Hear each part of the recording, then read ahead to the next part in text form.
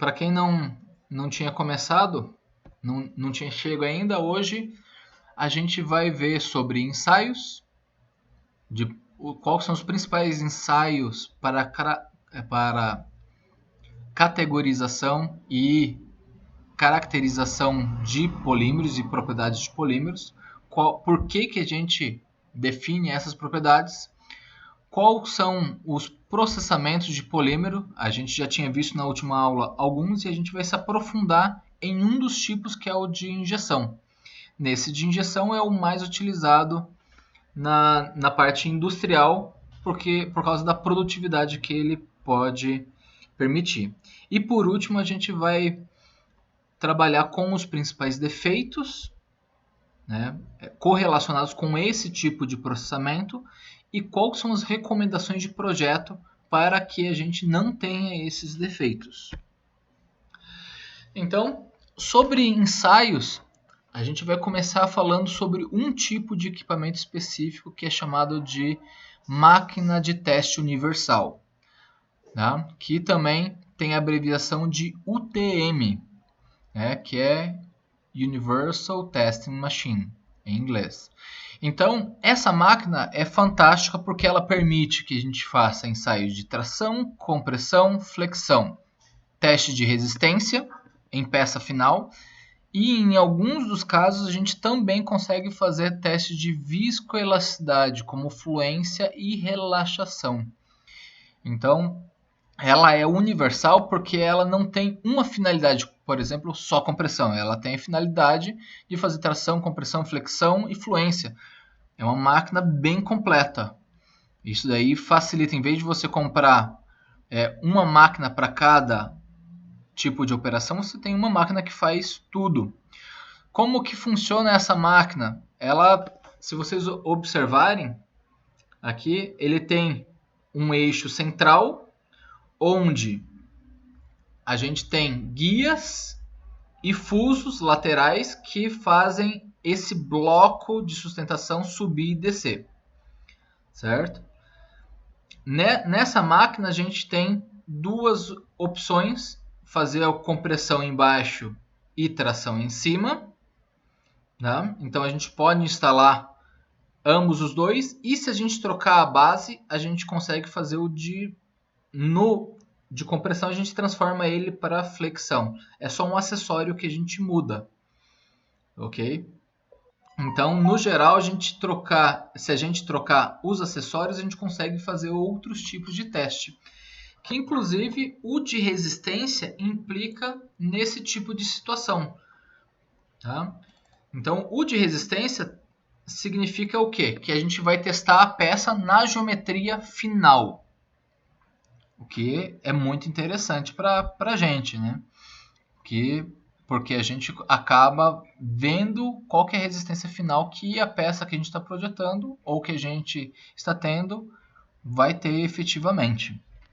Tá? Não somente no material, num ambiente controlado e tudo mais. Tá? No ensaio de tração, a gente tem como norma a STM. Aqui a gente só vai tratar da STM. A gente tem, como vocês já fizeram um trabalho anteriormente, a gente tem sempre correlação entre a STM, NBR e ISO. Tá? Mas todas elas são baseadas na STM, no seu geral. Não muda muito. Tá? Então, o ensaio de tração é a ASTM D638. Tá? Ela tem como característica algumas características básicas, que é a velocidade em que é puxado o corpo de prova é constante. Temperatura, constante. Tá? Porque se a temperatura começar a mudar, a resistência também muda. A força de pressão que a garra exerce sobre a peça, porque você tem que comprimir fechando a garra para que o material fique preso. Dessa forma, se você deixar a pressão da garra muito alta, você vai ter uma sobretensão, tá? E essa sobretensão vai acabar implicando numa ruptura no local não devido. Já ao contrário, se a pressão dessa garra for baixa, a peça vai escorregar e vai acabar saindo. Tá? Por esse motivo, a gente tem uma importância muito grande, a aplicação de extensômetro. Ah, Marlon, mas a própria máquina não mede o deslocamento? Mede, mas em função desse deslocamento e acabar incidindo um escorregamento da peça, às vezes a gente não consegue medir de forma adequada. Por isso a gente usa os extensômetros. Tá? Quais são os ensaios, os resultados que a gente pode extrair do ensaio de tração? Primeiro, a gente mede força e deslocamento. São as duas informações. E em algumas máquinas, que geralmente são mais caras por causa desse tempo, a gente consegue medir também o tempo que leva. Mas no geral, a gente considera que esse ensaio de tração implica em um carregamento estático. Mas mesmo assim, para plásticos, os plásticos são viscoelásticos. Então, quanto mais rápido eu tracionar, eu vou ter um esforço maior. Quanto mais devagar eu tracionar, eu vou ter uma força menor. Por isso que a velocidade é constante e bem estabelecida na STM. Ok? Então, através da força e da área do corpo de prova, a gente tira qual que é a tensão média. E, como consequência, através do deslocamento do extensômetro, tá? E a distância original do extensômetro, a gente tem a deformação. Ok? Com isso, a gente consegue o quê? A gente consegue tirar um diagrama de tensão por deformação. E o que a gente consegue com esse diagrama de tensão deformação? Ah, Marla, a gente consegue um par de informações. A gente consegue um módulo de elasticidade? Sim, a gente consegue um módulo de elasticidade, coeficiente de Poisson, se a gente tiver 2 extensômetros. A gente consegue qual que é resiliência. A gente consegue também qual que é a tenacidade do material. Ah, Marla, então a gente consegue todas essas informações? Sim. É claro que não é de uma forma direta, tá? Tendo a tensão e a deformação, a gente consegue também o quê? A gente consegue qual que são os pontos máximos do material, como tensão de escoamento, tensão última e tensão de ruptura, que são os critérios básicos que a gente tem em projeto.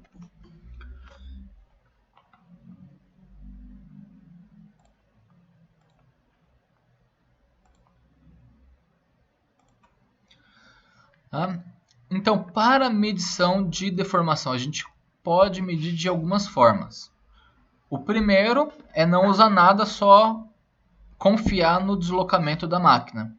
Mas como a gente tinha visto, tem uma chance muito grande de ocorrer o escorregamento do corpo de prova. Ou, se você apertar demais, ele vai ter uma quebra do corpo de prova na base e não na parte estrangulada. Ok?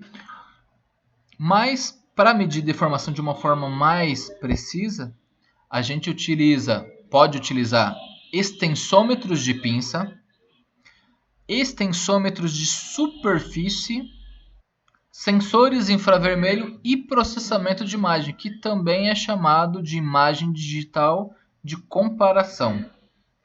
Ok? Então, são esses 4 tipos principais. Como que funciona cada um desses tipos? Tá? E como que funciona a máquina de ensaio de tração de uma forma geral? Então, a gente sempre vai trabalhar em uma das garras com uma célula de carga, que vai estar tracionando ou não. É basicamente como se fosse uma balança de gancho, né? Que é aquela balança que a gente usa para medir o peso da mala. Então a gente pode utilizar esse tipo de recurso. A garra não tem nada de misterioso na garra. Na verdade, ele tem dois fusos ou dois parafusos que ficam girando e fecham. Então, a garra é uma morsa, nada mais é do que uma morsa com uma furação lateral entre ambos os lados. Se você fechar essa garra, que é uma morsa, com muita força, vai ocorrer uma ruptura na garra e não na parte central, que é onde a gente pretende medir qual que é a tensão. Porque nessa região eu tenho um esforço de compressão que soma com o de tração que eu tinha ali. Então, acaba sendo uma problemática. Tá? Mas, além do ensaio de tração, então a gente sabe que em uma das garras ocorre o movimento, na outra garra está fixo. Também a gente consegue ver aqui exemplificação de extensômetro de pinça. Então, esses extensômetros de pinça, você pinça em cada uma das posições e ele vai ficar travado. Conforme o deslocamento que você tem no corpo de prova, esse extensômetro mede esse deslocamento. Ah, Marlon, mas como que eu faço para medir o coeficiente de Poisson? Ali eu estou usando o axial, que é o que eu estou vendo, que vai medir longitudinalmente qual que é a deformação. Para medir transversalmente, eu preciso colocar outro extensômetro. Ok? Daí vem uma desvantagem. Esse extensômetro de pinça, ele é muito interessante para quando você precisa fazer vários testes. Porque é só você usar essa pinça e está pronto, já está preparado. Então ele é muito fácil de usar. O único ruim, você não consegue o Poisson. Porque é difícil, por causa do espaço, você conseguir instalar para medir 2 Poissons. Então ele acaba dificultando um pouco. Tá? Mas laboratorialmente é o mais rápido e usual. Ok? O que a gente tem a mais? A gente pode se utilizar de extensômetros de superfície. Ou seja, nesse extensômetro de superfície você vai colar uma etiqueta, onde cada uma dessas etiquetas, tá, elas têm uma resistência variável. Então, conforme a deformação que tem na superfície, a resistência desse extensômetro vai se alterar. Então, utilizando uma ponte de Winston, eu consigo medir qual que é a diferença de resistência. Qual que é a diferença de resistência implica em qual que é o valor de deformação e deslocamento. Então, se eu instalar 2 extensômetros ou um extensômetro de roseta exatamente no meio, eu consigo 2 informações. Eu consigo a informação da deformação longitudinal, nesse caso o extensômetro dá o deslocamento, e por causa do comprimento do extensômetro, eu consigo a deformação. Então eu consigo a deformação longitudinal, que é numa direção, e o transversal. Ah, Marlon, então se eu tenho a deformação lateral e tenho a longitudinal, eu consigo achar o Poisson, porque o Poisson é menos deformação lateral dividido por deformação longitudinal, que é a proporção entre cada um deles. Ótimo, com isso eu consigo caracterizar o meu material. Outra forma de se trabalhar, que é um pouco mais moderno, é através de análise de câmera infravermelho e de câmera óptica. Então, nesse caso, o que acaba acontecendo é que na câmera infravermelho é projetado uma matriz de pontos. E essa matriz de pontos, que está aparecendo aqui na figura, vocês vão ver que com o passar do tempo vai começar a ter uma variação de tensão e deformação, ok? Então ele não é uma figura estática. Tá? Com esse deslocamento, a gente acaba medindo a distância entre os pontos. É como se você desenhasse uma grade e com a câmera você começasse a medir a distância entre esses pontos, que é exatamente o que é feito com a aplicação de câmera óptica. Tá? Então, o que a gente consegue ver é que a gente pode utilizar câmera infravermelho ou uma câmera óptica onde eu tenho pontos de referência que vão se deslocando. Através da diferença entre esses pontos, eu consigo medir qual que são a distribuição de deformação ao longo de uma peça. Até para uma peça que tem furo, que nem é essa que a gente tem nesse exemplo, a gente consegue medir concentrações de tensão. O que é muito interessante para a gente conseguir medir esse tipo de tensão específica quando a gente tem uma peça final, ou seja, naquela análise de resistência que a gente tinha visto. Vou mostrar aqui para vocês um outro vídeo onde que ali tá muito lento, vou acabar mostrando o vídeo mesmo.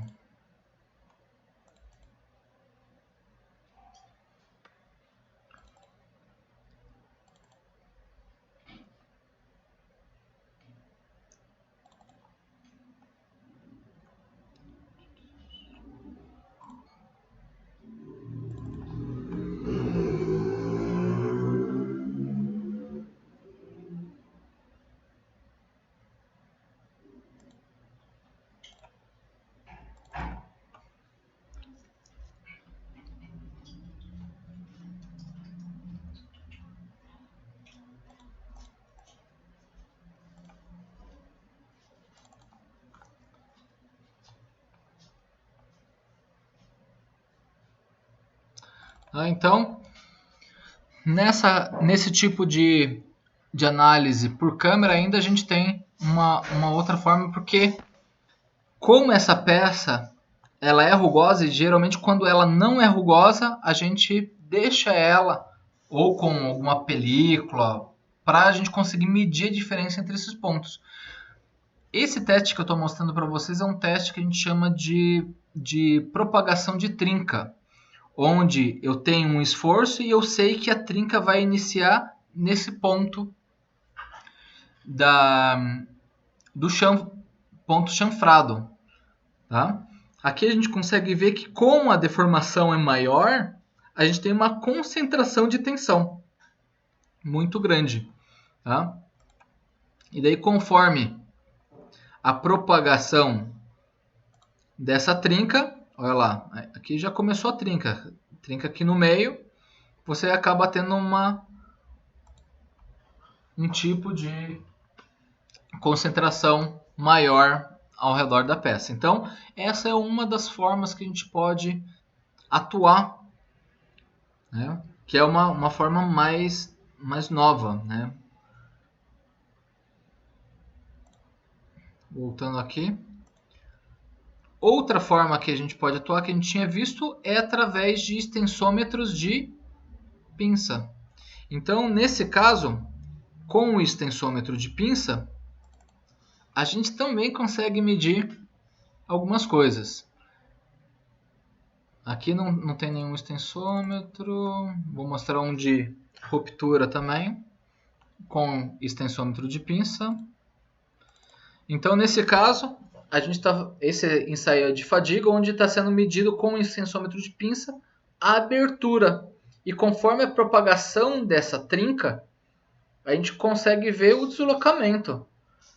É claro, como ele é de fadiga, ele está carregando e descarregando, puxando para um lado e para o outro, até que ele entre em ruptura. Então, essa medição dessa pinça é feita através desse tipo de extensômetro específico. Ok? Então vamos lá. Conforme a força aqui, note que essa força não se altera, tá, gente? Quando a gente faz um teste de fadiga, a força é constante, ela só fica indo positivo ou negativo, mas é o mesmo valor de força. Por isso que ele é de fadiga. É o quanto que o material começa a encruar e fadigar entre si. Ok? No ensaio de tração para plásticos, a gente ainda tem algumas regras do tamanho do corpo de prova.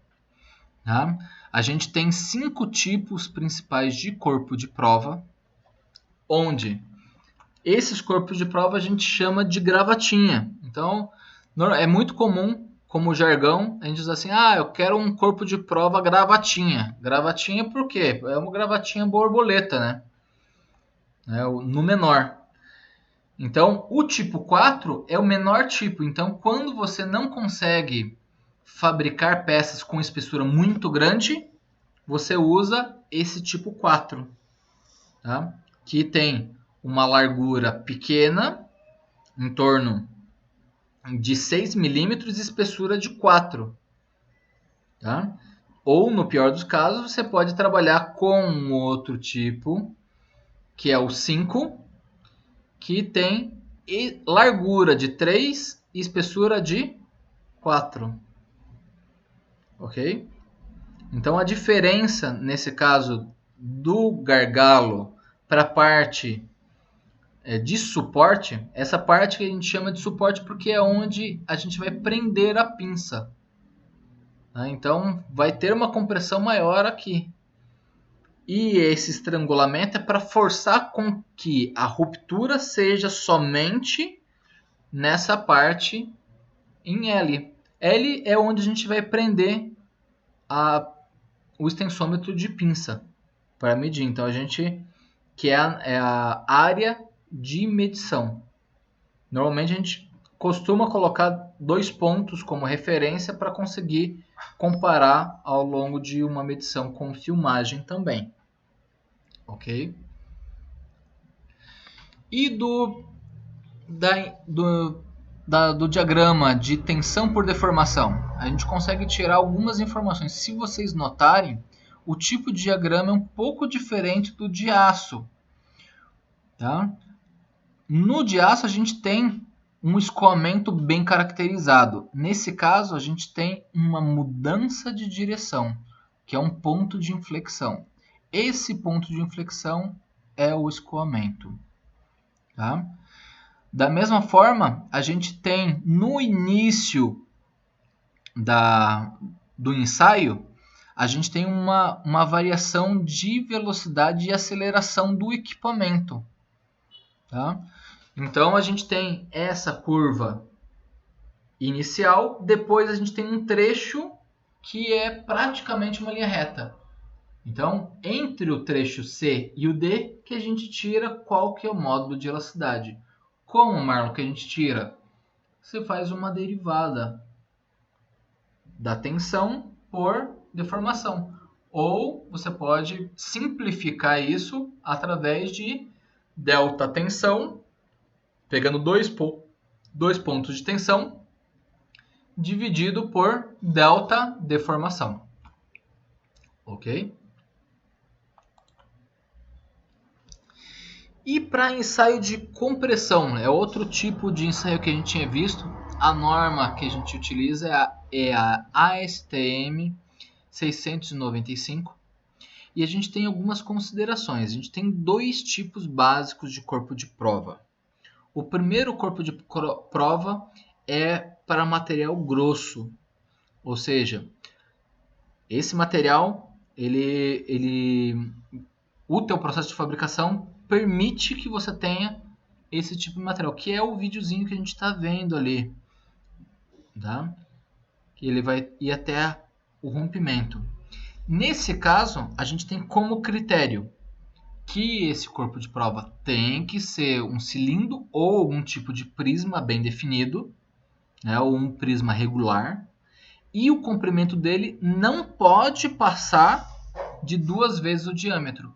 Por quê? Se ele for maior do que isso, ele pode implicar em ter flambagem. Tá? E aí a gente vem por segundo tipo de corpo de prova, que é para materiais finos. Quando a gente não consegue fabricar um material com espessura muito grande, né, geralmente um injetado a gente não consegue um material muito grosso, então a gente só consegue um material fino. Tá? Então, nesse material fino, a gente tem algumas características básicas, que é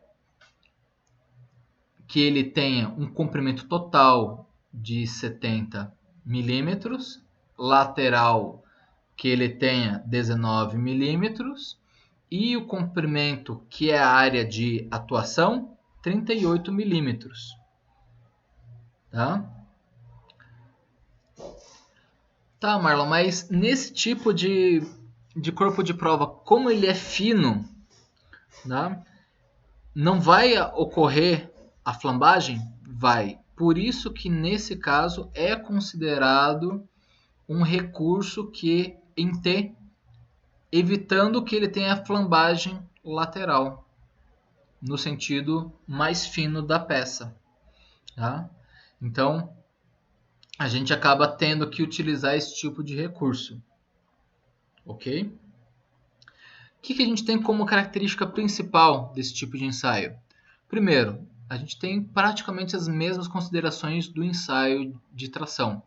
Como o material plástico ele é um material viscoelástico, ele não se comporta como uma mola perfeita. Ele modifica suas propriedades conforme o tempo e velocidade. Tá? Então, a gente considera que a velocidade é constante. Nesse caso, como o plástico amolece com a temperatura, a gente também considera que a temperatura é constante. No caso de peças finas, a gente precisa de um aparato anti-flambagem. Tá?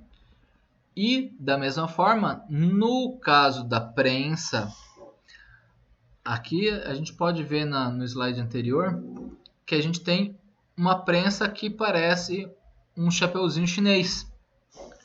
O que precisa? Se esse chapeuzinho chinês for rígido, esse plano com o plano da peça pode estar um pouquinho inclinado e com isso a gente vai ter uma distribuição não uniforme. Por isso que a gente considera que esse chapeuzinho chinês, que é o aparato de compressão, que ele tenha uma junta flexível universal, que ele consegue rodar para todas as direções. Com isso, a gente consegue distribuir a carga de uma forma homogênea, tendo um resultado mais íntegro. Se vocês notarem nesse vídeo que a gente está vendo, a geometria da peça original ele tinha um pouquinho de inclinação. Tá? Então ele vai mudar um pouco. Se vocês notarem, o rompimento vai ser num canto superior, não vai ser no meio ou numa diagonal no meio da peça. Ele vai ser num canto, o rompimento dele. O que prova para a gente a importância. É claro que nesse caso, o que acabou acontecendo é que quando ele começa a deformar demais, ele escoa para o lado. Então, olha lá, ele não rompeu no meio, ele rompeu num canto. Tá?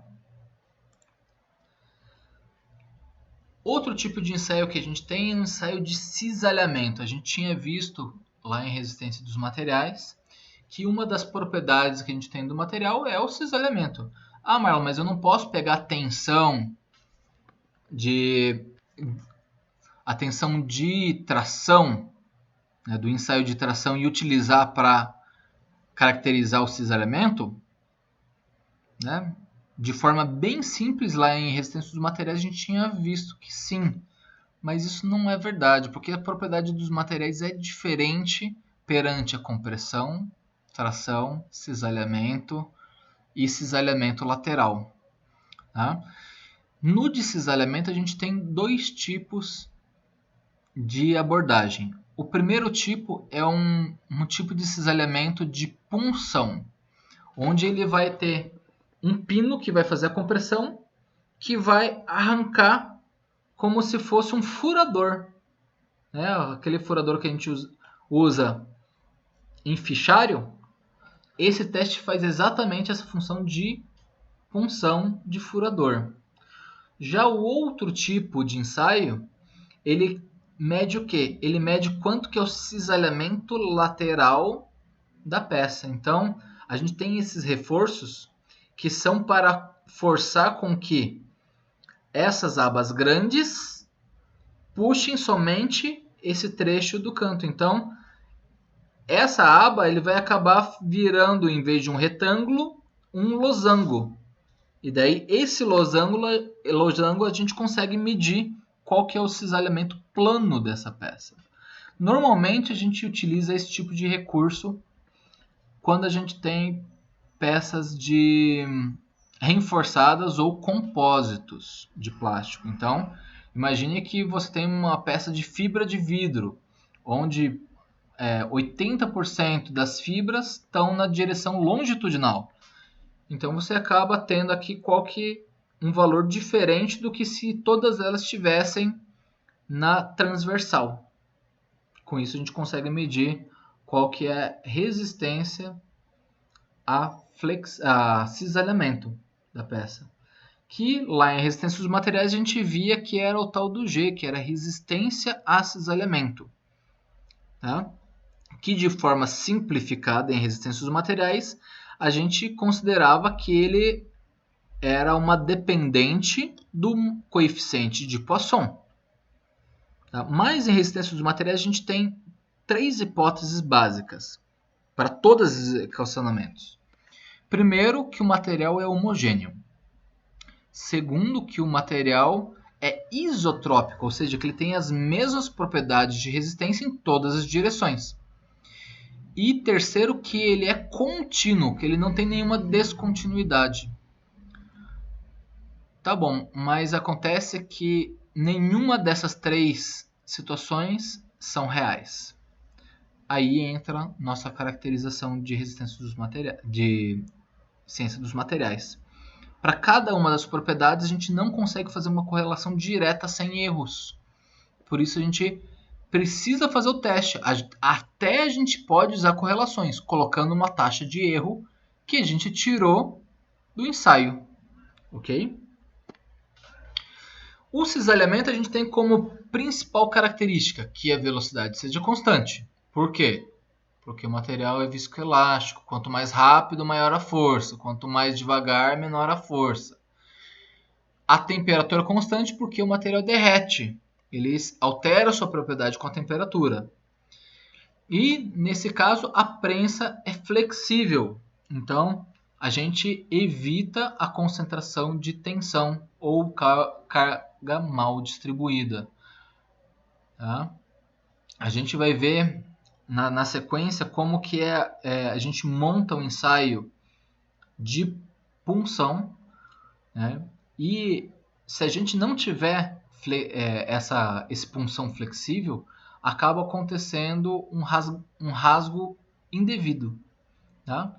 Nesse tipo de ensaio, a gente tem como resultado a força de cisalhamento, ou de punção, ou de embutimento. A gente consegue medir qual que é a deformação até o rompimento. Dependendo da máquina, a gente consegue o tempo também. E por último, a gente consegue qual que é a deformabilidade para estampo. Qual que é a resistência que eu consigo fazer um estampo. Simples assim. Então, a gente tem como informação se a gente consegue ou não consegue estampar uma peça. Ou qual que é a força, ou qual que é a área necessária para eu conseguir estampar essa peça. Lembrando que esse tipo de ensaio é para plástico. Então, você pega um exemplo mais comum que a gente tem de estampagem em plástico, é estampo de folha de acetato. Que inclusive tem alguns colegas que fizeram, através dessa folha de acetato, estampado, fizeram máscara de proteção facial para o pessoal lá do Marcelino Champagnat. Tá? Que é muito mais rápido do que a impressão 3D, muito mais prático e muito mais limpo. Tá? Então a gente tem que usar dos recursos. Não é porque uma tecnologia é favorita toa que ela é melhor, não necessariamente. Tá? Então, nesse caso aqui, deixa eu só mostrar para vocês como que é esse ensaio.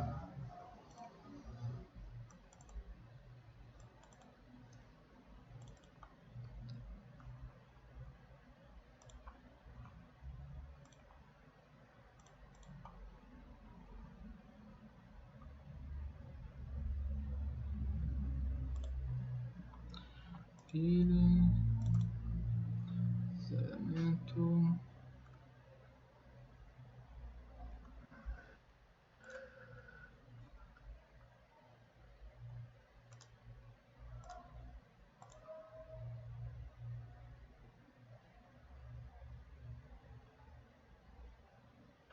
Só um minutinho ali que eu já acho para vocês o de cisalhamento.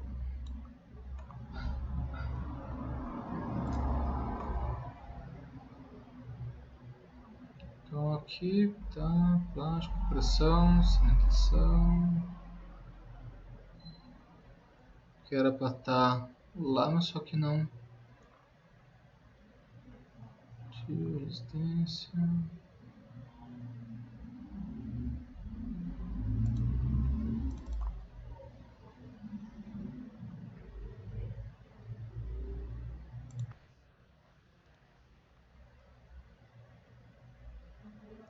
Isso aqui eu acho na sequência, daí eu mando para vocês como que é esse teste que eu não estou conseguindo achar aqui no de cara, não estou conseguindo achar, era para estar no vídeo, mas eu devo ter esquecido de colocar.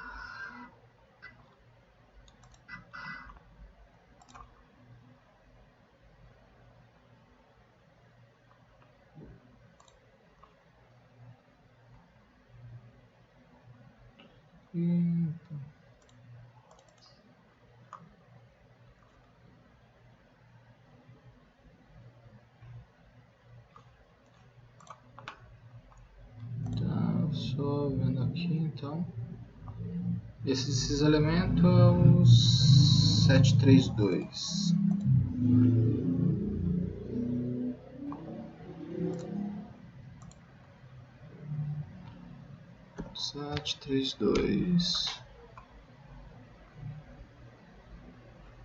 Não.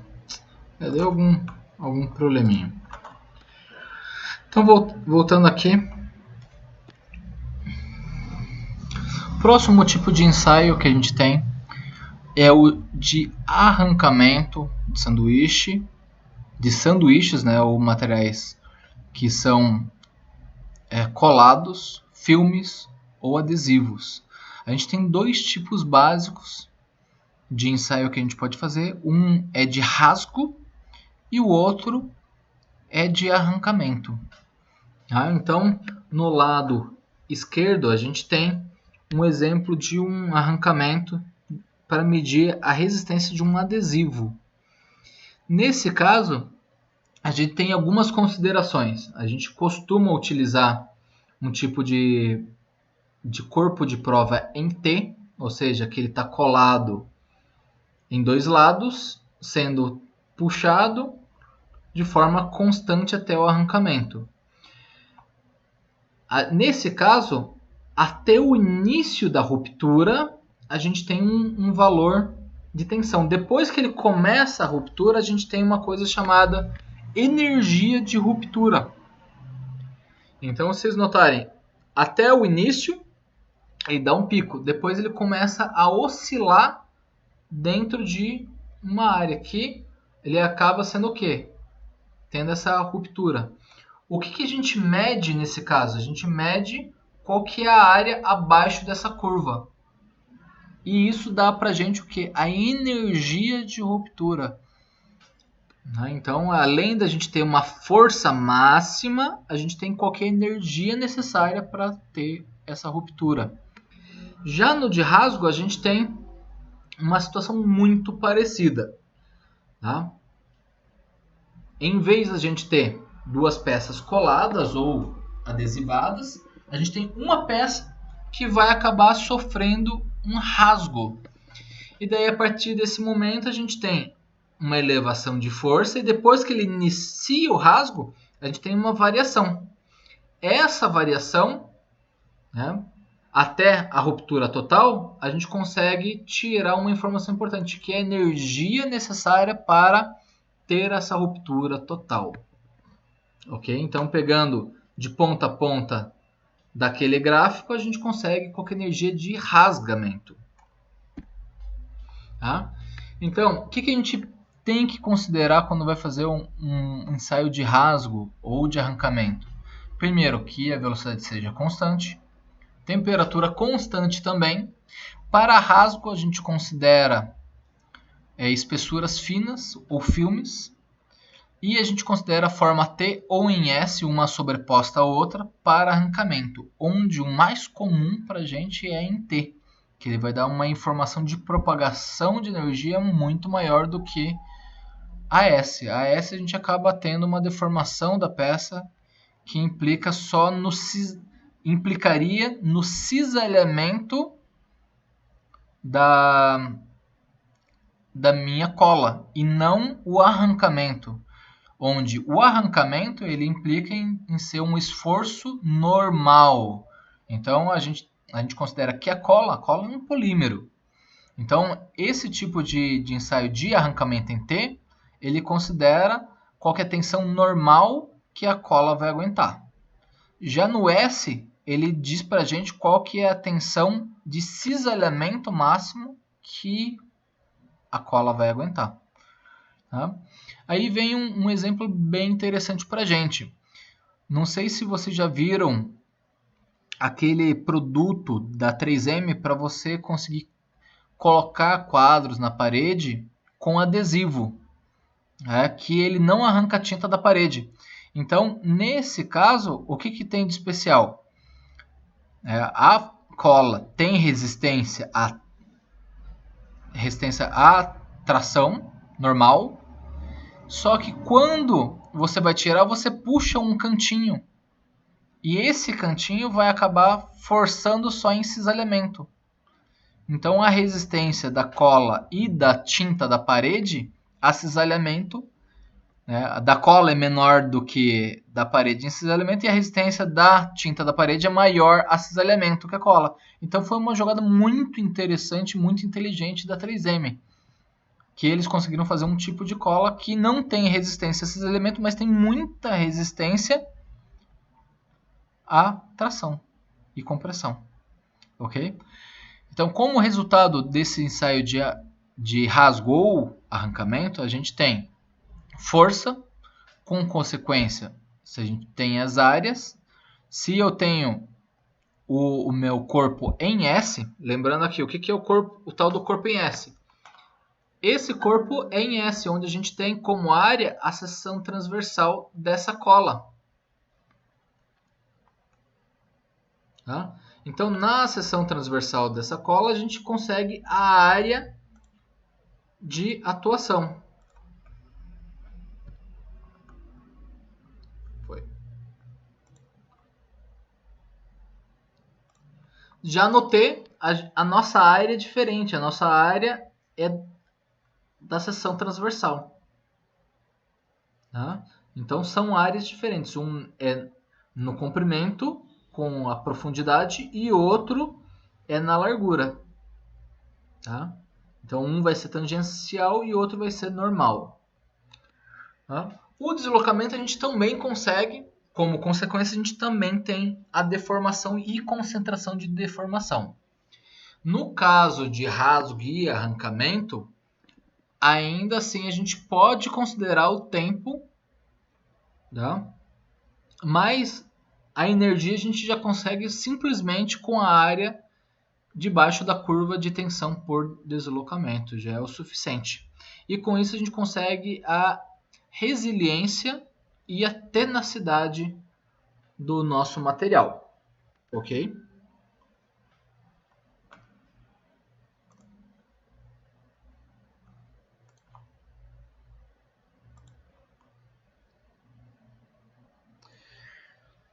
Outro ensaio que também é muito utilizado, que a gente consegue também fazer na nossa máquina de ensaio universal. Então até agora a gente viu caso arrancamento, a gente consegue na de ensaio universal? Sim, conseguimos. Conseguimos também no desses elementos? Conseguimos, só muda o aparato. Compressão, conseguimos. Tração, conseguimos. Então até agora a gente só viu ensaios que a gente consegue executar com máquina de ensaio universal. No caso de flexão também, o que muda? Se lembra que eu falei dos acessórios? Em vez da gente usar uma pinça, a gente usa um equipamento onde vai ter uma célula de carga em cima, na parte móvel, e ele vai ter um biapoiado. Então, um triângulo biapoiado para a gente conseguir medir. Então, com isso, a gente consegue ver qual que é a deflexão. Como consequência, a gente sabe qual que é a deflexão, a gente consegue saber qual que é a tensão de compressão, nesse caso no superior, e qual que é o de tração no inferior. Se nós utilizarmos extensômetros de superfície, a gente consegue medir exatamente qual que é a tensão na superfície. Tá? O que a gente consegue ver também? Que tem, conforme a ASTM D790, a gente tem já uma fórmula pronta. Então a gente não precisa ficar calculando usando a resistência dos materiais para achar a tensão e deformação. Já está pronto isso, tá? Mas se vocês quiserem calcular, vai dar o mesmo resultado. Ok? O que a gente tem nesse caso? É uma zona elástica, depois mudança de direção, que é o escoamento, depois um platô e ruptura, que é muito parecido com o que a gente tem no de tração e no de compressão também, né? Então, em ambos os casos a gente consegue medir de forma adequada. Eu posso utilizar ou de flexão, ou tração, ou compressão. Cada um deles vai ter um tipo de resistência diferente, um tipo de módulo de elasticidade diferente. Tá? Então, o que a gente tem de característica? Relembrando, polímeros são viscoelásticos. Então a velocidade tem que ser constante, temperatura constante. A inclinação entre o punção e os apoios vai interferir.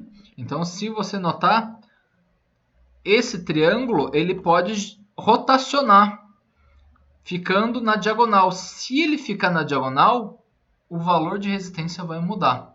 Então é importante que na hora do preparo que ele fique exatamente perpendicular com o corpo de prova. E quando você colocar o corpo de prova, que ele fique também perpendicular. Note aqui que é fácil dar algum tipo de problema.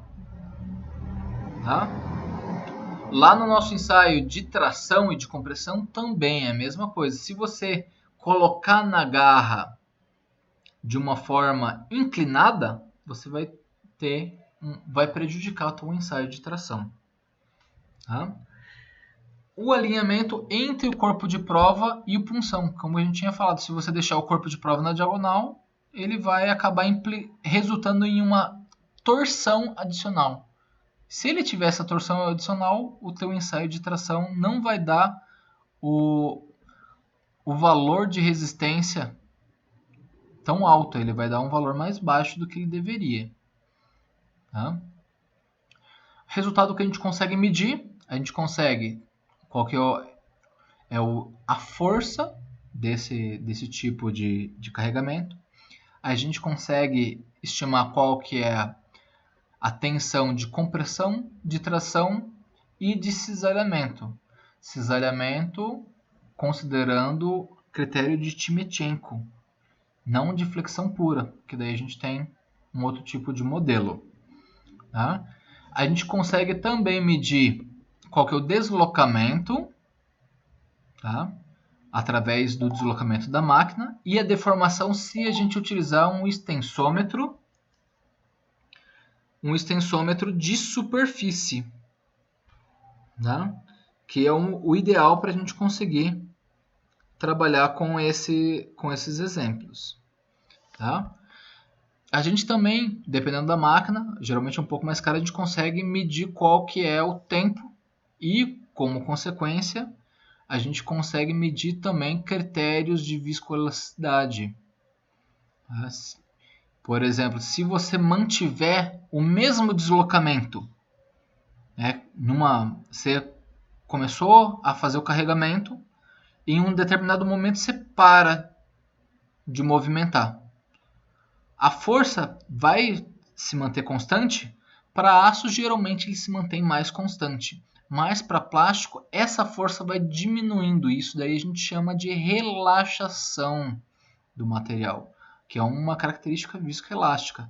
Da mesma forma, se a gente considerar a mesma tensão, né, usar como a tensão fosse constante, a deformação vai aumentar ao longo do tempo. Tá?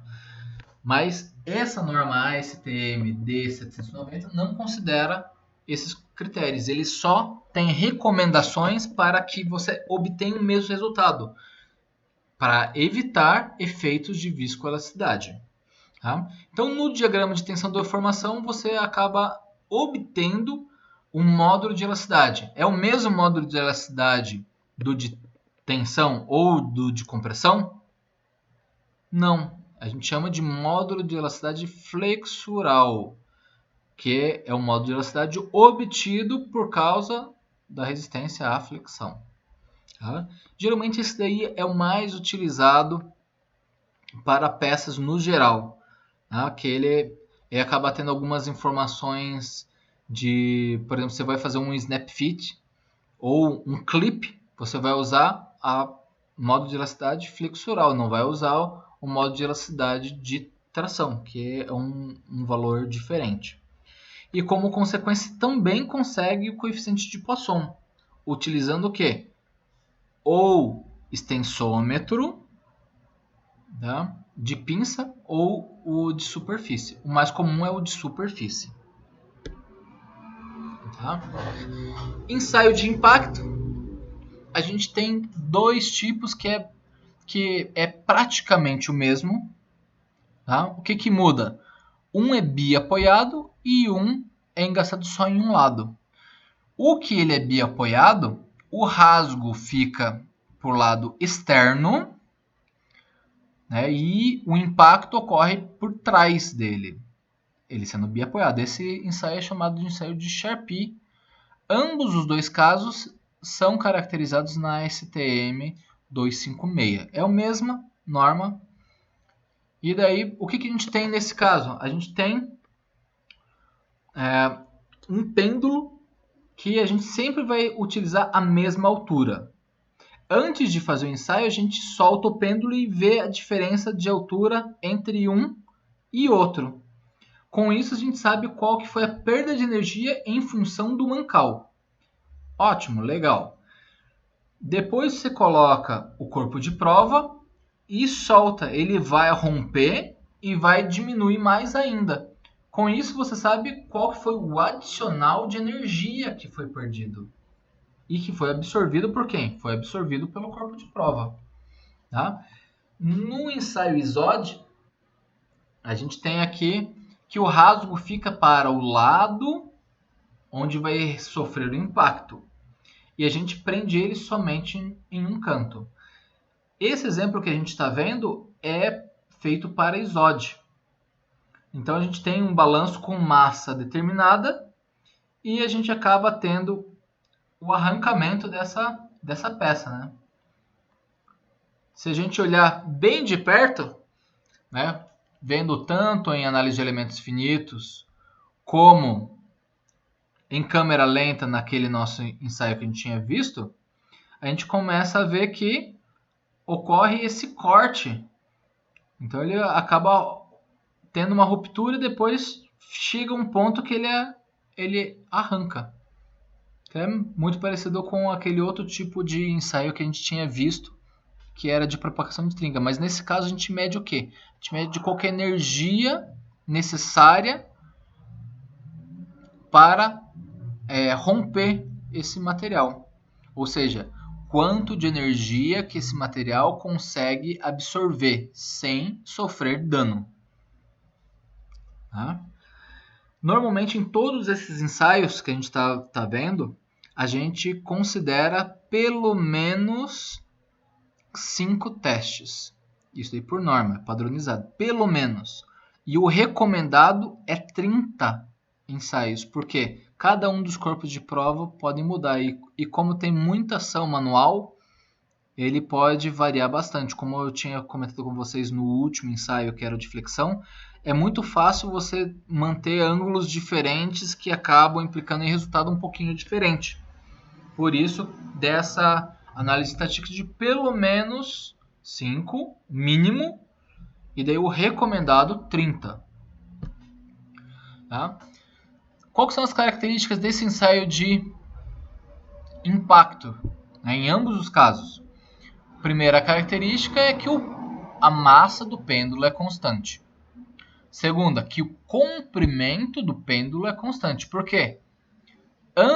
Tanto o ângulo quanto o comprimento vão dar para a gente qual que é a energia. E normalmente a gente considera que a energia necessária é em torno de 1 a 10 joules. Tá? Mínimo. Tá? Então, o peso a gente pode variar. A gente vai aumentando o peso para conseguir mais energia. Mas o do pêndulo é sempre constante. Tá? A temperatura a gente considera constante para a maioria dos casos, a menos que a gente queira que nesse impacto a gente consiga medir qual que é a resistência de impacto a uma temperatura especificada. Por exemplo, você quer ver qual que é o impacto, a energia de absorção e impacto, né, numa região muito fria, que vai abaixo de 0 graus. Então, a resistência do material a esse impacto vai ser muito diferente do que uma região quente. Normalmente, quanto mais frio for a região e a temperatura, mais frágil vai ser o material. Ok? E nesses ambos os casos, a gente tem um corpo de prova padrão, que daí a gente consegue comparar. O resultado que a gente tem é um só, é a energia de impacto, ou energia de ruptura. E quando a gente tem curvas de temperatura, a gente consegue traçar um tipo de diagrama que é energia por temperatura. Tá? Então, para cada temperatura, a gente vai ter uma energia de ruptura diferente. Ok? Outro tipo de ensaio que não é tão usual quanto o ISOD, né, mas é muito comum quando você se tem na indústria, porque se você tem o ISOD são peças grossas, o Sharpie são peças grossas. E para cada peça que você vai ter que atuar, você tem que fazer um molde. Se é uma peça injetada. E você gasta para fazer esse molde. Tá? Então, se você já tem um corpo de prova de ensaio de tração, que você já gastou o molde, você pode fazer o ensaio de impacto? Sim, tem uma norma específica da STM, que é a 1822, que ele usa o corpo de prova gravatinha. Então com o corpo de prova gravatinha, o que acaba acontecendo? Eu prendo esse corpo de prova gravatinha no pêndulo e deixo o outro lado do pêndulo um T que vai travar no movimento. Então, se vocês observarem nesse vídeo do lado, você consegue ver que ocorre a ruptura, né, e o arrancamento, nesse caso, desse nosso T, fazendo a ruptura desse corpo de prova, né, que acabou sendo por impacto, usando um corpo de prova de ensaio de tração. Tá? O que a gente obtém nesse ensaio? A gente consegue energia de ruptura. Né? Então, a energia necessária para ter essa ruptura. Só que é um pouco diferente. Essa energia ela seria equivalente à tenacidade do material. Tá? Então, se você vai fazer um ensaio de tração, onde você faz uma tensão de deformação, toda aquela área de baixo até a ruptura é a nossa tenacidade. Nesse caso, esse ensaio de impacto vai dar uma tenacidade também. Seria o equivalente de tenacidade. Tá? Todos os critérios que a gente tem é o mesmo do de impacto. Então, o comprimento do pêndulo é constante, a altura constante, peso é variável até obter o rompimento, temperatura constante, a menos que você queira fazer uma curva de temperatura por energia. Mas nesse caso, o corpo de prova é padronizado conforme a D638, que é de ensaio de tração. Okay? E o mais comum ainda é o tipo 4, que ele tem o gargalo com menor diâmetro, que é 6 de largura. Tá? Outro ensaio que a gente tem é o de dureza.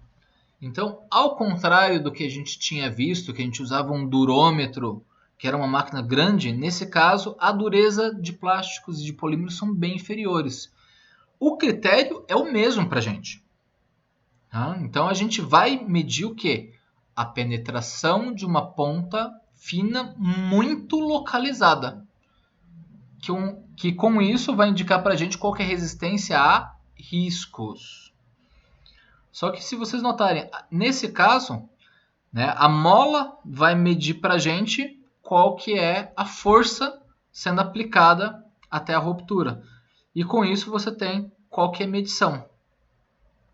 Então, se você comprimir a parte superior até que a parte de apoio encoste, você vai ver quanto que a ponta conseguiu penetrar dentro da peça, né? A ponta indetadora. O mais comum nesse caso é uma dureza do tipo Shore. Tá? E os mostradores, às vezes, a gente tem até, conforme a escala e o tipo de material, a gente tem mostradores bem baratos, indo para borracha, Shorai é para borracha. Né? Então a gente consegue medir aqui, ó. Ele tem um Shorai de 100 de dureza, ok? Que ele tem a ver com a profundidade. O que a gente tem como resultado desse ensaio de dureza, que é a D2583? A gente mede através da penetração pontual, ou seja, a gente sabe quanto que é a resistência a risco. A gente costuma utilizar um tipo de penetrador Shore. Tá? Já um Vickers ele usa uma ponta diamantada em triângulo. Já o Brinell ele usa uma esfera. Então, cada um vai usar um tipo de penetrador diferente. Tá? Ali a gente tem como critério nessa norma uma espessura mínima constante. A gente não pode usar um valor muito fino, senão ele acaba quebrando a peça em vez de medir a penetração. E nesse caso a gente considera também o apoio sólido. Então, quando a gente vai empurrar a peça, né, olha ali a gente apoia na mesa. Então a gente tem que apoiar numa situação sólida, não pode deixar ela flutuando, senão a gente não vai conseguir medir. Tá? E o resultado que a gente tem é resistência a risco, dureza. Simples assim, só isso. Ok? Ensaio de fluência, como a gente tinha visto em todos os outros casos, a velocidade constante, temperatura constante, porque o material é viscoelástico. O ensaio de fluência mede exatamente isso. Tá? Então, na D2990, você tem como se fosse um ensaio de flexão, onde o esforço que você tem é constante, é um valor constante. Em cima você vai ter um relógio comparador, medindo a deformação, né? O arco, a flecha dessa dobra. E você vai medir essa porcentagem ao longo do tempo. Então aqui a gente tem um exemplo de ensaio de fluência, né? Nesse caso fluência porque você tem uma força constante. Se você tivesse a deformação constante medindo a tensão, a gente teria relaxação. São propriedades análogas, mas um pouquinho diferentes. Tá? O que a gente consegue ver? Ao longo do tempo, a deformação aumenta.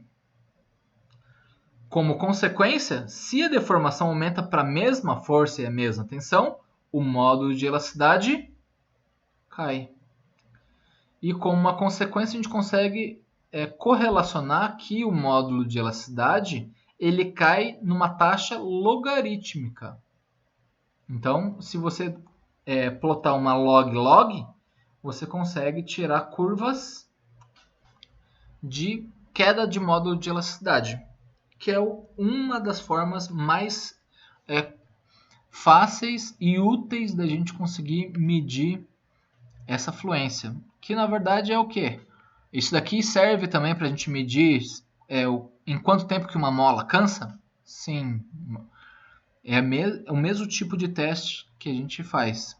Em inglês a gente chama de creeping test, tá? Que não é de estranho, é de fluência. O creep é de fluência ou de alteração muito devagar. Tá? Aqui um exemplo, a gente pode ver depois de meia hora. Ó, note aqui que no primeiro ensaio aqui a gente tem pesos constantes. No primeiro ensaio, né, a gente está aqui a 10 para as 3 e o relógio comparador marcando um valor aqui perto de 2. Já depois de quase uma hora, note que o relógio comparador já mudou. Tá? Então, ele acabou defletindo mais conforme o tempo. Ok?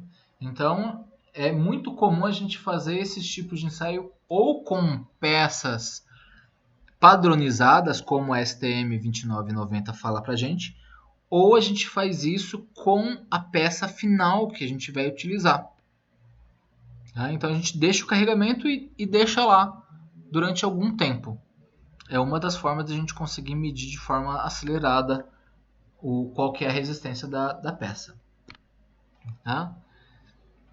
Em relação à temperatura, a gente tinha visto nos outros ensaios, né? Note que a partir da dureza, na verdade a partir do impacto, a gente já começou a utilizar equipamentos diferentes.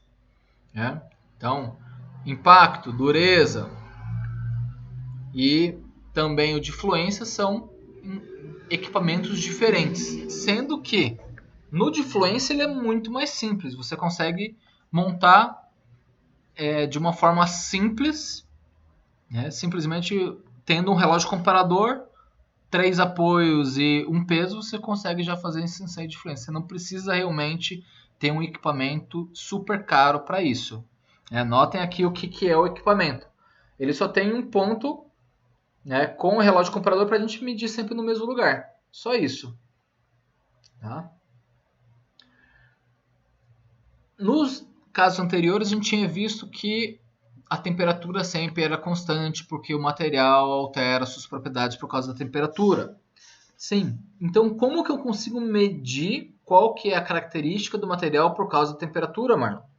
A gente tem alguns testes. O primeiro teste é chamado de HDT, que é ensaio de deflexão, de temperatura de deflexão, tá? Ou temperatura de deflexão ao calor. O que isso faz para a gente? A ideia é muito parecida com o ensaio de fluência, onde a gente tem um biapoiado com uma carga fixa em cima e um relógio comparador. Só que essa peça geralmente fica em óleo ou em água e a temperatura dele vai aumentando numa taxa bem lenta. Né? Com isso, o que acaba acontecendo? Ele começa a aumentar a deflexão. A partir de um momento que ocorre essa deflexão, excessiva, que é 1,5 milímetros, conforme o HDT, e conforme alguns critérios novos, a gente considera 30% do módulo de elasticidade. Tá? Daí a gente considera que essa temperatura é a temperatura, o limite de temperatura operacional da peça. Tá? Normalmente, a temperatura de transição vítrea que a gente tinha visto, que é mais uma parte química do início da alteração cristalina do material, ela fica próximo desse HDT.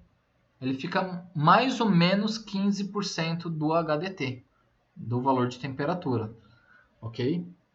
Mas esse HDT ele é muito mais útil no requisito de engenharia do que o TG. Por quê? O TG ele te dá uma informação química. O HDT ele te dá uma informação de resistência mecânica. É o quanto que o material aguenta, ou quanto ele deixa de resistir. Então a gente consegue ver que conforme o aumento de temperatura, o módulo de elasticidade ou a rigidez do material cai. Tá? Então a gente acaba tendo para cada uma das temperaturas um tipo de resistência com queda. No primeiro caso, a gente tem um material que é que é amorfo, semicristalino. E no segundo caso, a gente tem um material que é amorfo.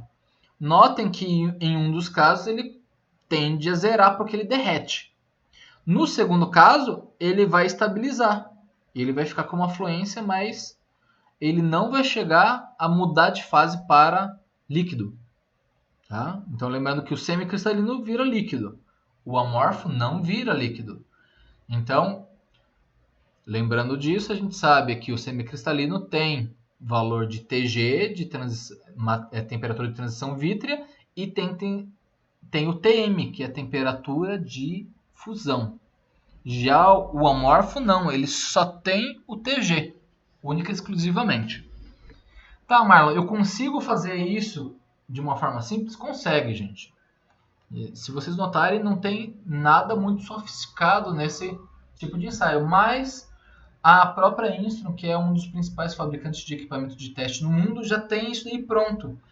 Então esse equipamento, inclusive, consegue fazer outros tipos de ensaios similares com a temperatura, o que facilita, é muito mais prático fazer.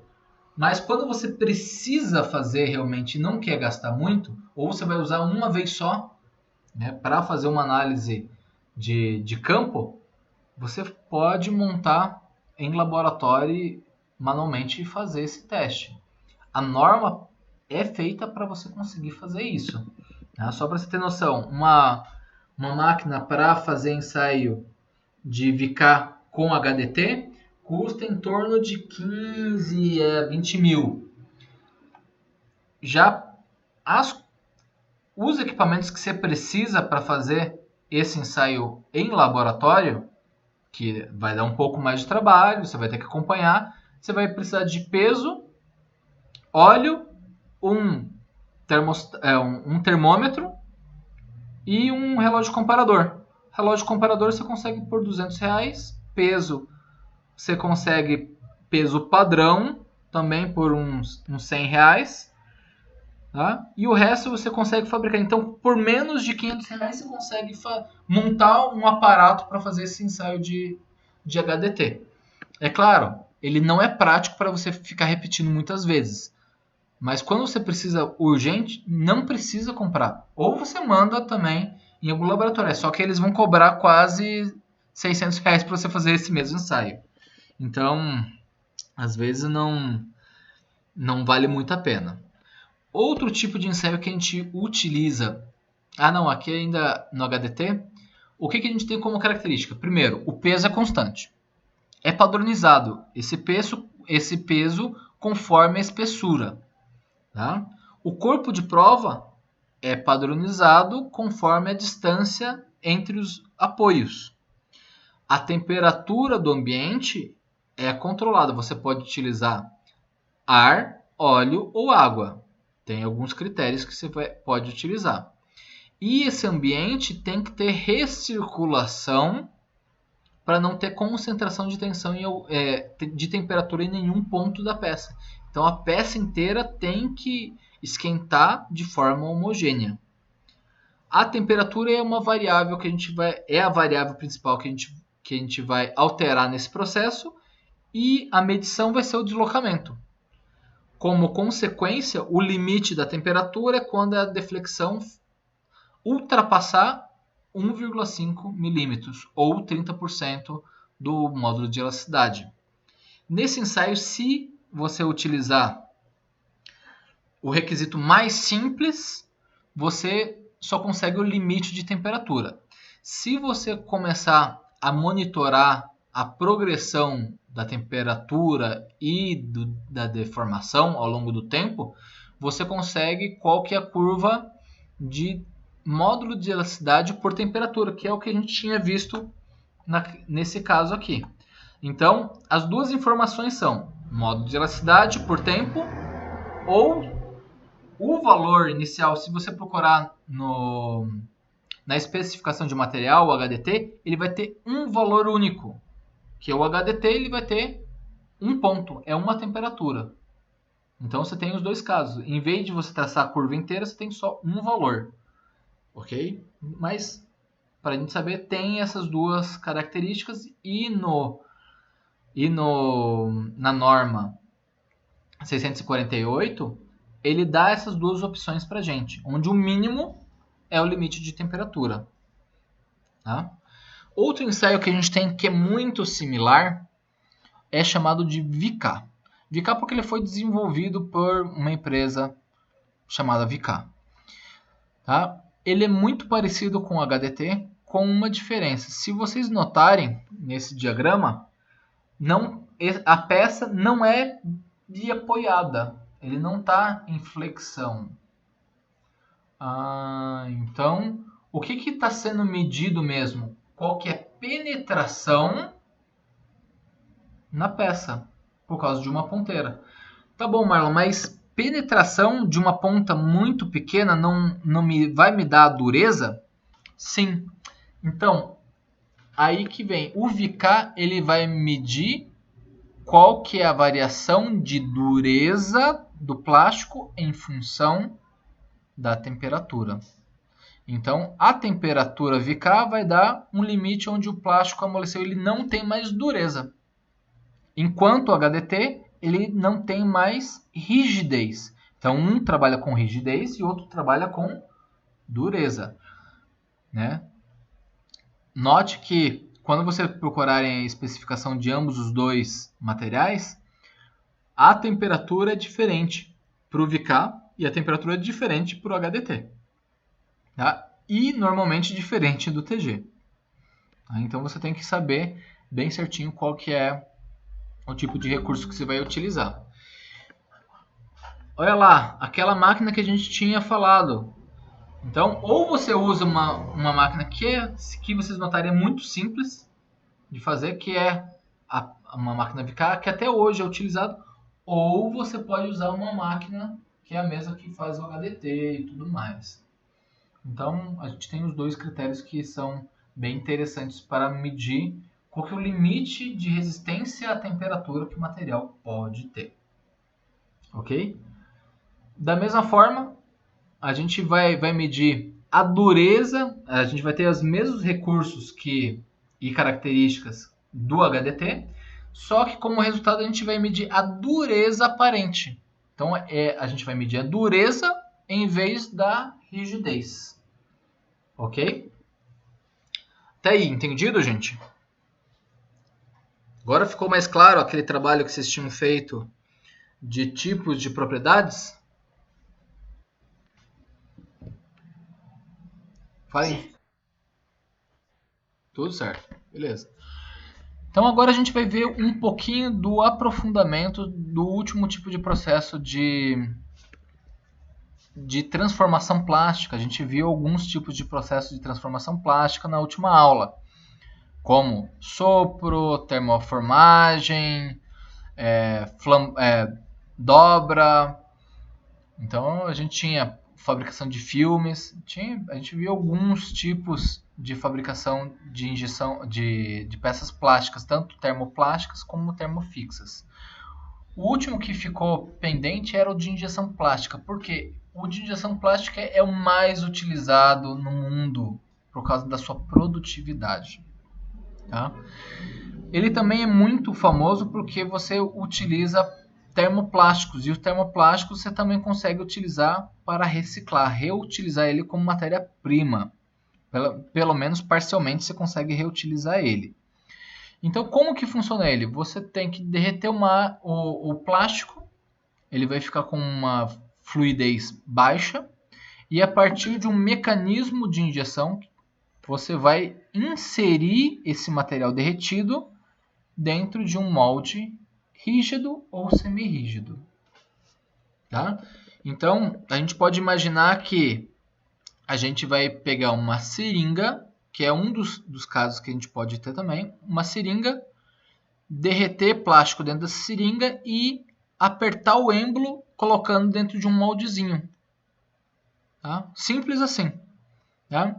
O que acaba acontecendo? Aqui a gente acaba sofisticando. A gente pode trabalhar de forma manual, né, com um sistema de fechamento mecânico, ou automático. No automático e semi-automático, a gente tem alguns tipos de sistema de fechamento, que pode ser mecânico, pneumático ou elétrico. Tá?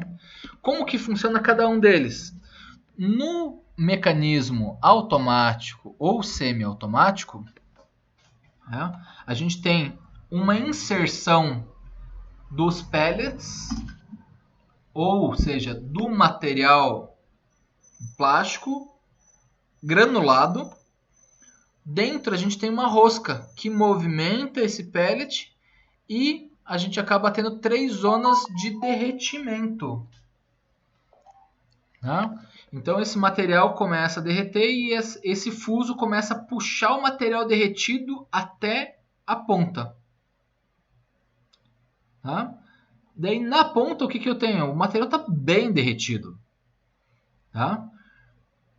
Daí o que acaba acontecendo que no meu molde eu tenho um negativo onde vai ser preenchido e esse meu fuso inteiro se desloca como se fosse o meu êmbolo da minha seringa. Tá?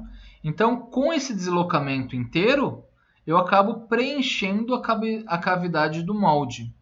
Daí, de forma automática, o molde abre, a rosca gira, alimentando novamente o plástico. Tá? E por último, daí você tem a extração da peça também de uma forma automática. A gente tem alguns mecanismos que conseguem extrair, né, ou sacar a peça fora do molde de forma automática. Tá? Normalmente a gente considera ele automático ou semiautomático da seguinte maneira. O semiautomático a gente utiliza um operador que vai acabar iniciando e terminando a peça. Né? Então a gente não precisa, no caso do semiautomático, às vezes a gente não tem nem mesmo um extrator para a peça cair automática. Tá? No caso do automático, ou você utiliza um robô para remover a peça do molde, ou você deixa ela cair conforme extratores. E todo o processo ocorre de forma automatizada. Com isso a gente tem uma produção muito alta. Tá? E ele acaba sendo muito famoso porque você consegue uma produção em escala altíssima. E esse tipo de equipamento geralmente é industrial. Tá? A base de preço desse tipo de equipamento varia conforme a força de fechamento ou a pressão de fechamento e o tamanho da máquina. Tá? Então, normalmente a gente tem essa variação. Claro, tem outros requisitos, mas quando você pergunta assim, essa máquina é de 10 toneladas, ou essa máquina é de 30 toneladas, quem que é mais cara? A de 30 toneladas é mais cara. Se vocês notarem nesse exemplo, também a gente tem alguns tipos de fechamento. O fechamento do molde pode ser feito com braços mecânicos ou com fusos elétricos ou com pistões pneumáticos. Tá? Então, nesse caso, o que a gente acaba tendo como exemplo, já vamos mostrar.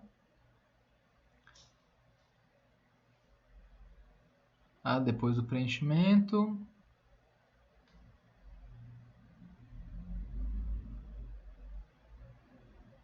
Então a gente consegue ver aqui, né, que ele só tem fusos.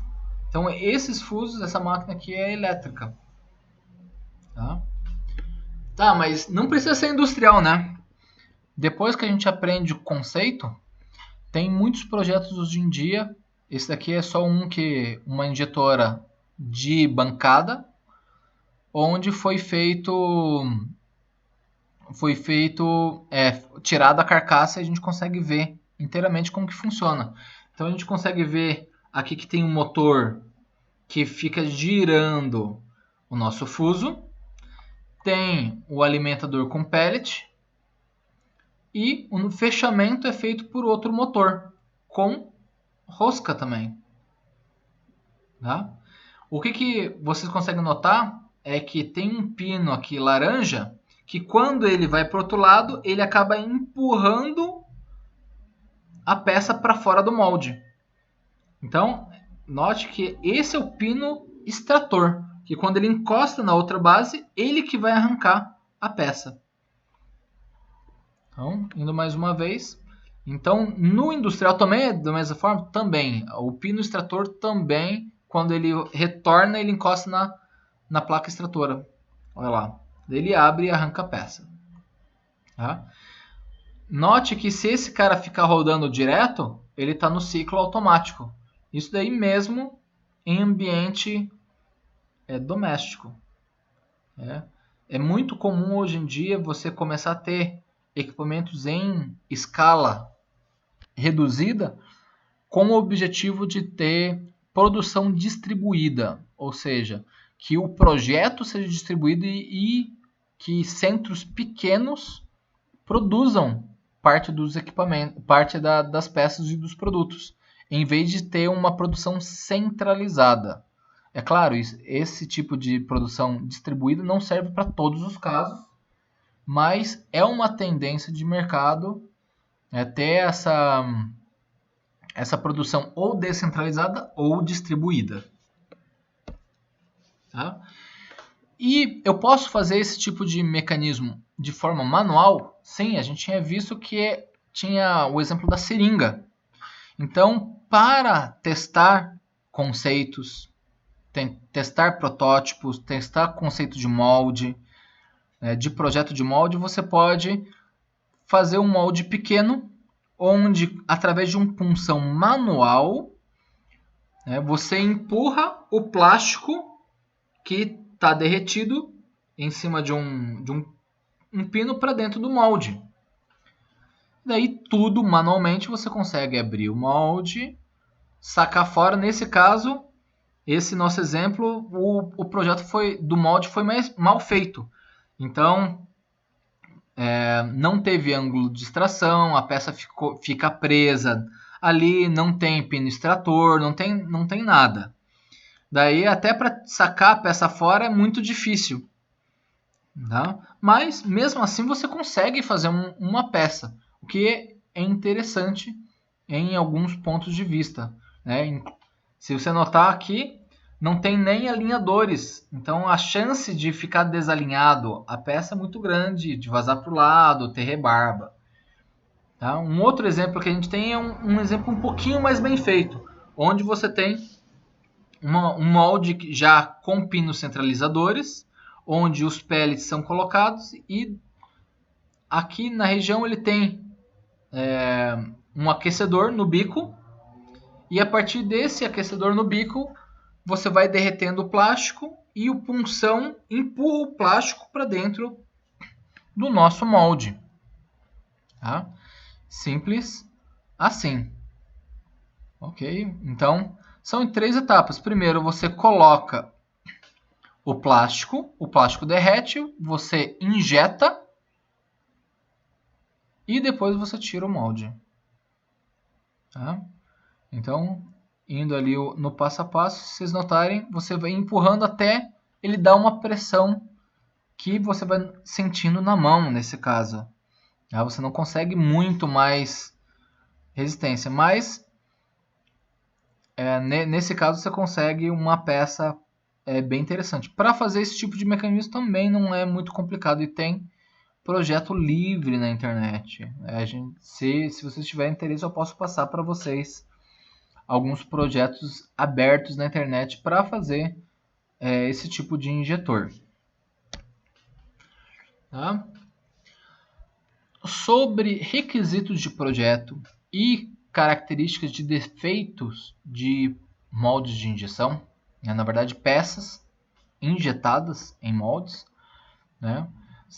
Eu passei para vocês uma atividade hoje que é para elaborar um relatório, né, de 2 páginas, coisa rápida, com um resumo de quais são os principais tipos de defeitos encontrados em peças de injeção plástica e quais são as principais recomendações de projeto para peças de injeção, plásticos injetados.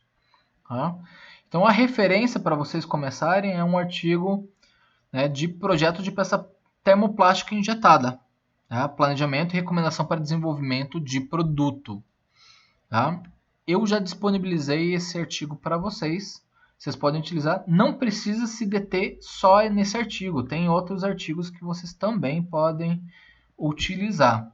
Mas esse artigo, pelo menos, vai dar uma orientação. Olhando também as referências bibliográficas desse artigo, tem uma quantidade de informação muito boa. Então, leia as referências bibliográficas desse artigo, além de fazer o relatório, que daí você vai conseguir sumarizar de uma forma bem concisa quais são os principais defeitos de peças plásticas injetadas e quais são as recomendações. Um exemplo que eu posso dar é que peças injetadas, quando é moldado, você precisa ter ângulo de extração. Tá, o que é ângulo de extração? Veja lá no artigo. Outra característica, a espessura de peça não pode variar mais do que 60%. Tá, por quê? Porque ele vai dar um defeito chamado de contração, falha de preenchimento. Então tem alguns defeitos que ocorrem por causa de falta de usar alguns critérios. Ok? Pessoal, alguma dúvida?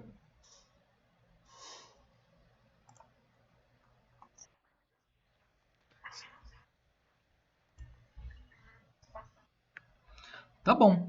Então, o resto do tempo de aula de hoje é para vocês lerem esse artigo, fazerem esse resumo, tá?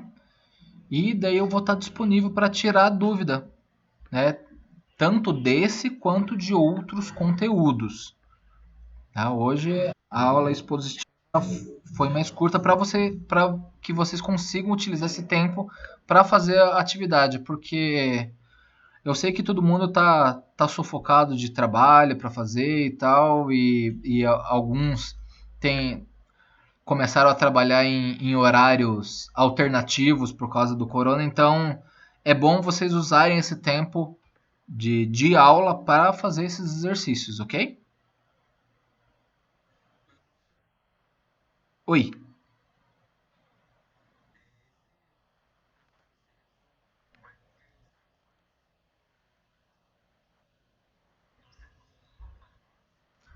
Não,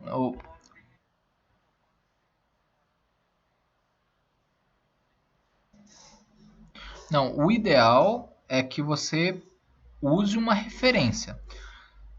A base é esse artigo. Você pode usar qualquer outro tipo de referência bibliográfica. Tá? Tem muita referência.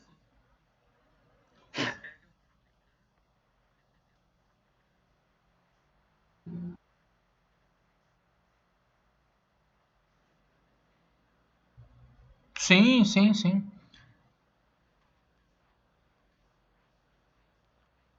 Pode. O que que você vai colocar? Você vai colocar como referência o manual da máquina. O manual da máquina é uma referência, é um material técnico. Então, o fabricante está te indicando alguma coisa. Então, isso daí é uma referência válida, sim, ok?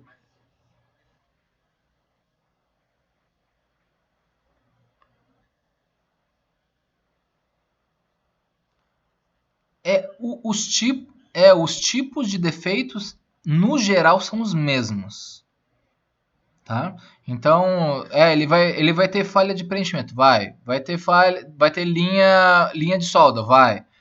Então, todos eles vão ter conforme alguma configuração da máquina, mas no geral todos eles são os mesmos tipos de defeito. Tá? A ideia de usar esse artigo que está disponibilizado para vocês é um ponto de partida. É um ponto de partida, porque daí ele já vai te dar algumas coisas. Ele é em português, que facilita também. Tá? E ele também, nesse artigo, são apresentados manuais de fabricantes de plástico e guias de fabricantes de plástico. Então, por exemplo, esse artigo foi feito. Uma das referências bibliográficas é o material guia de plásticos e defeitos da BASF, que é um grande fabricante de plástico. Então você pega BASF, Bayer, eles têm guias, tem. E nesse artigo foi colocado um resumo desses artigos. Então você pode utilizar, é só para ter como referência. O mínimo que tem que ter é o que está nesse artigo de forma resumida.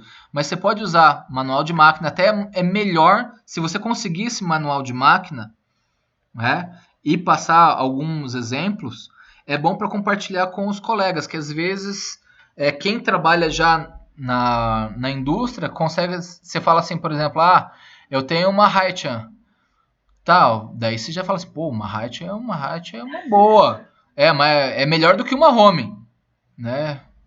Beleza. E a Frederic é pior ainda, né?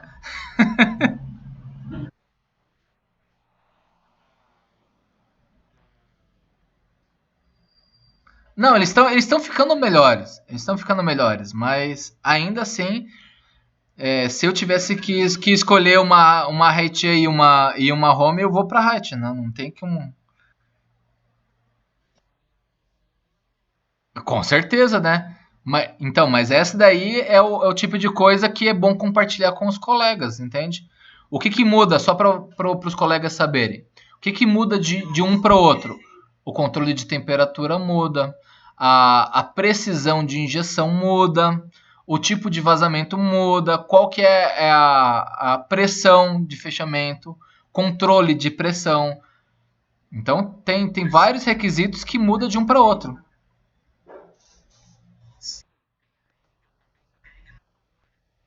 Não, a Engel tá junto com a Frederick. É ruim, é ruim. É ruim, mas é melhor do que não ter, né?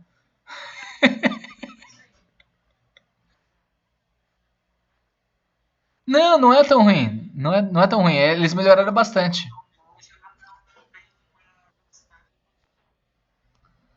Eu tenho um colega que trabalha, que ele é chefe de departamento da engenharia da Home. Daí a Home tá bem avançada, inclusive na parte de injeção eles avançaram muito e na parte de manufatura híbrida eles deram um salto. Eu acho que eles são os únicos nacionais que estão com manufatura híbrida, que é centro de usinagem com manufatura aditiva. A Home é uma empresa muito boa.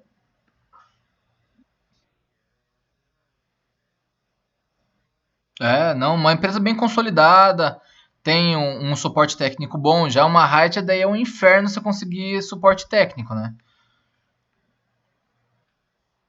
É chinesa. Ele é bom, mas daí você, assim, demora pra dar problema, mas quando dá problema você tem que trazer um cara da China, daí é um saco. Mas tá bom, gente. Então, Ariel, toda a informação que você conseguir trazer é bom, tá? Se conseguir pegar informação de manual, coloca a informação do manual. Só coloca a referência bibliográfica dizendo que foi pego de tal manual. Se conseguir tirar umas fotos e compartilhar também, que daí a gente compartilha com os colegas. Até para saber qual que é a diferença entre um tipo de máquina e outra. Tá?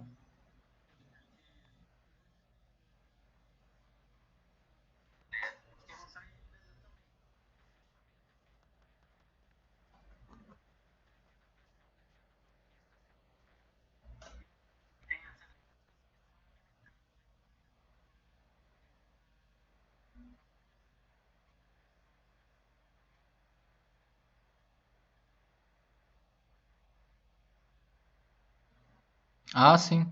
Ainda tem a trava mecânica, né? Você pega uma Engel da vida, daí ele é elétrico, mas daí ele tem aquelas garras mecânicas para fazer o travamento da pressão. Ele faz um braço de alavanca para travar. Esse daí é mecânico.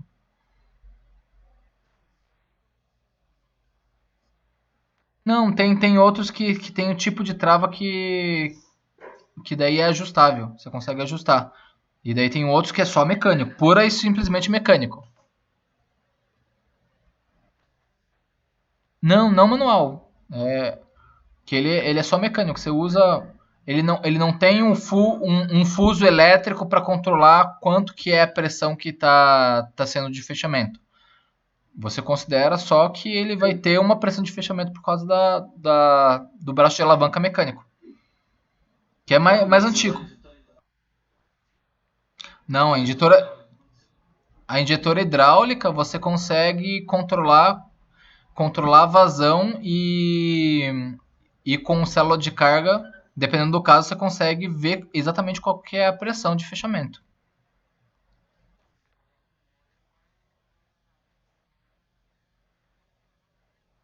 É. É que o que eu estou falando é que os mecânicos você não consegue controlar isso. São máquinas. Ele só vai fechar e travar. Você acredita que você não consegue regular a força de fechamento, entendeu? Ele só vai travar. Enfim, acabou.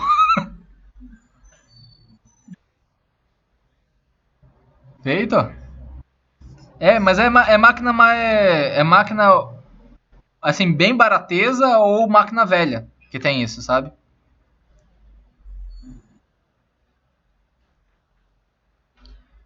Pessoal, mais alguma dúvida? Daí, trabalho individual. Vocês podem fazer juntos tudo, mas a entrega é individual.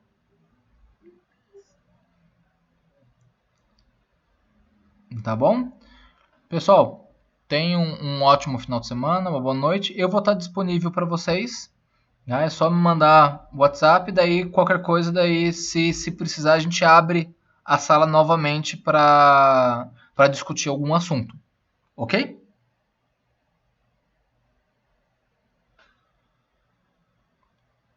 Sim.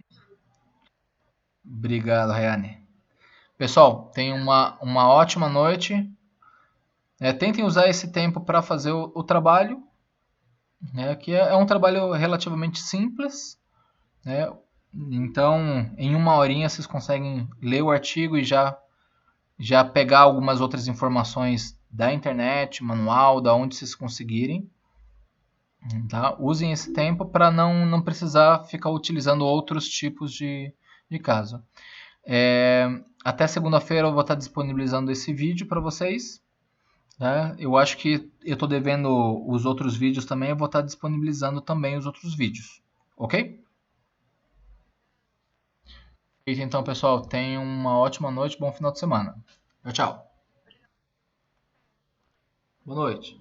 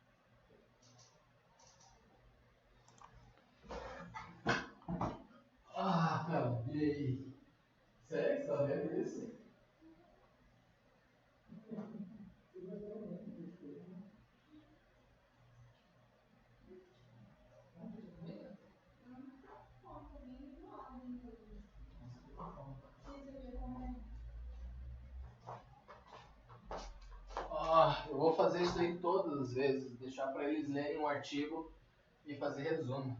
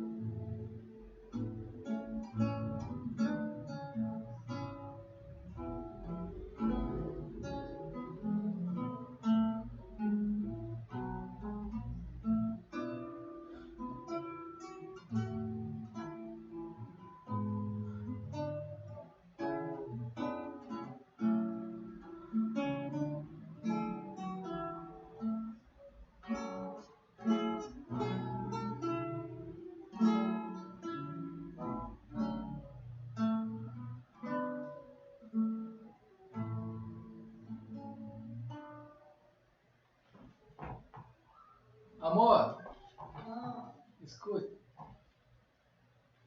Em que música você tá? Ah, é. Não, é. Tá, vamos acabar com esse pedaço. Vou te mostrar a música que eu tô tirando, que eu sou.